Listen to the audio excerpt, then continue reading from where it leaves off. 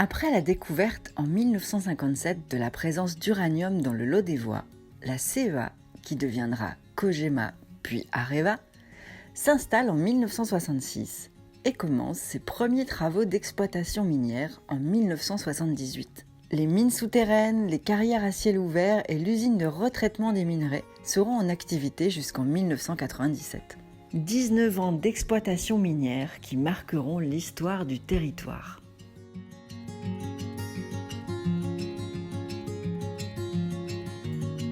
Il y avait 4 niveaux différents. Un plan incliné en colimaçon qui descendait au fond de la mine, on descendait en voiture. Et à ces niveaux-là, il y avait des exploitations, des quartiers. Il y avait, à chaque niveau, il y avait, je ne sais pas, 5-6 quartiers à peu près. Dans chaque niveau, il y a naturellement des barreaux d'accès qui vont sur les différents chantiers. On est arrivé comme ça à descendre jusqu'au niveau 700. Il y a que tous les produits d'extraction étaient jetés là-dedans, concassés et remontés par la descenderie B. Ah ben on était inondés. Hein. on travaillait à la limite, on était en slip, hein, des fois. Je vous le dis, moi. La salle des pompes était au point le plus bas, on appelait niveau 500, c'était là aussi qu'il y avait l'atelier, et niveau 700, c'était le plus bas de la mine. Et c'est là qu'il y avait une salle des pompes très importante, avec 6 pompes Virax, qui permettaient de remonter chacune un débit très important, aux alentours de 200 mètres cubes. Et cette eau, on la prenait du fond, on la montait directement au jour.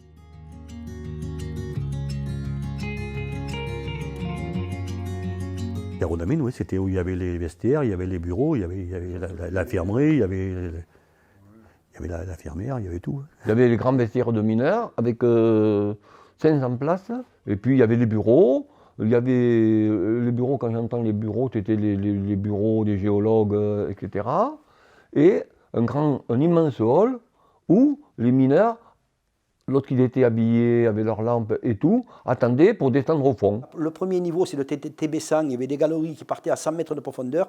TB200, c'était des galeries qui partaient à 200 mètres. Et TB300, c'était des batteries. Quand ils sont arrivés à 300 mètres de profondeur, ils ont décidé de faire un atelier au fond, parce que ça coûtait trop cher de faire remonter les engins du fond de la mine.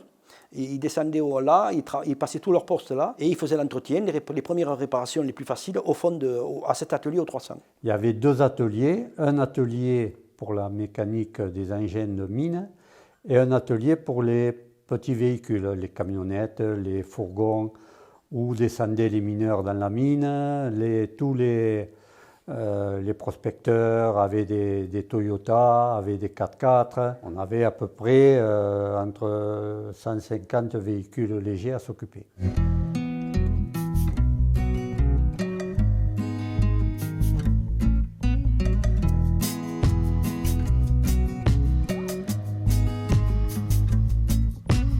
Notre travail consistait à guider. On était les yeux des mineurs. Il y avait des projets qui étaient établis par les géologues, des zones qui les intéressaient, des zones à prospecter, des zones à gratter. Et nous, on était chargés d'aller dans ces zones et en fonction de leurs projets, des différentes galeries, on les amenait pour qu'ils fassent ces galeries. Donc ils savaient où il y avait la tête de couche, ils nous montraient, ils nous traçaient, et ils nous disaient de décaper jusqu'à la couche. Et puis après avec la pelle, on avait tout décapé, il y avait une machine en bas qui chargeait, parce que c'était un travail d'équipe, hein. Il y avait la pelle, le bulle, le géologue, tout le monde travaillait ensemble, quoi. C'était un groupe. À 6 heures on attaquait, quoi. Le temps de descendre au fond, on descendait et on attaquait le boulot à 6 heures. Et 9 heures c'était le casse-route, et on finissait, c'était 13 heures. On remontait à 13 heures, 13h15. À la relève, à 1h30, à 1h20. Quand les gars du matin remontaient, et puis ils croisaient ceux l'après-midi, ceux du matin, ils sortaient du fond, ils avaient des têtes de zombies, par la fatigue, la boue sur la tête. Suivant le travail qu'on a à faire, il y avait la foration, le minage, le déblayage, le boulonnage, c'était le travail quotidien, quoi. Et ben là, on faisait des forations, c'est-à-dire on consistait à faire des trous qui faisaient 3,20 m de longueur. On faisait une 40 ou 35, ça dépend des terrains qu'on avait. Et après, on faisait le minage avec des explosifs. Nous, à l'époque, ici, c'était la Sigma Gel qu'ils appelaient. On bourrait les trous, on mettait 1,5 kg ou 2 kg par trou, je ne me rappelle plus comment c'était. Et après, on tirait ce qu'ils appelaient tirer la mine. On tirait, on se mettait dans un coin, on tirait. Là, ça pétait. Et on attendait que la fumée sorte, parce qu'il y avait des puits d'aération, ça partait par les puits d'aération. Et après, on revenait, on arrosait, on purgeait. On arrosait beaucoup, on purgeait. Et après, il y avait un gros engin qui s'appelait 12 000, qui reprenait le minerai et qui ramenait au concasseur, au fond de la mine.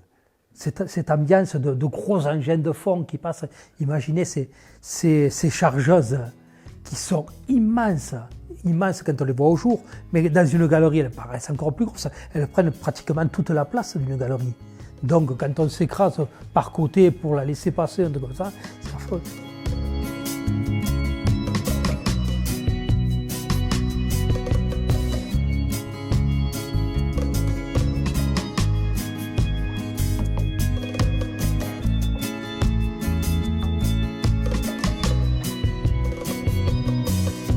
La sécurité avait évolué et on travaillait dans un milieu où on était contrôlé quand même.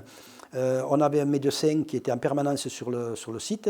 Quand les mineurs prenaient la lampe, ils nous donnaient un jeton avec leur numéro qui correspondait à la personne. Ces jetons, on les mettait sur un tableau qui était étiqueté. Le 583 avait le 583, le 8 avait le 8, etc. À la fin, on voyait s'il y avait des jetons en reste. Ces jetons qui étaient au tableau, pourquoi ils étaient au tableau? Pourquoi les gens ayant fini le poste, pourquoi il y avait encore des jetons au tableau? D'où, à partir de là, la recherche, la personne, où elle est, qu'est-ce qu'elle fait. Les mineurs avaient systématiquement un dosimètre qui mesure les rayonnements gamma et le dosimètre alpha, qui est une petite pompe, qui entraîne les particules sur une mousse qui va être analysée par la suite. Donc ça, c'est relevé tous les mois. Et après, le stylo qu'on avait, c'était pour calculer les doses journalières qu'on prenait. La radio, bien sûr, on avait la radio branchée au casque. Donc on entendait tout ce qui se passait et tout ce que les gens se racontaient. Il y en a qui chantaient. On avait des chanteurs, donc...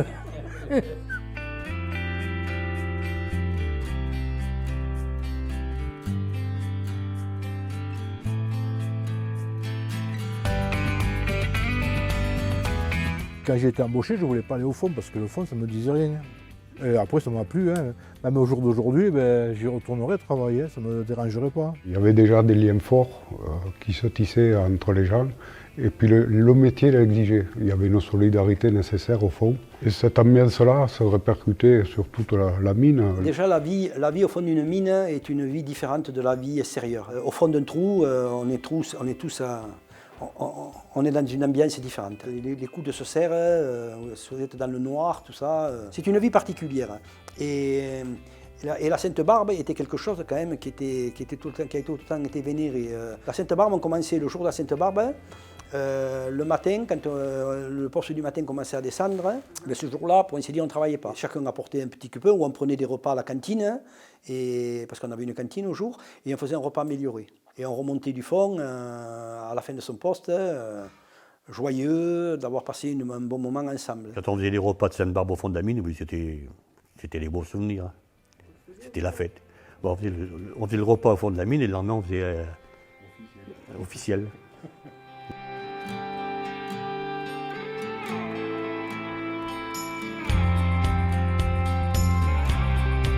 Le travail, j'ai adoré.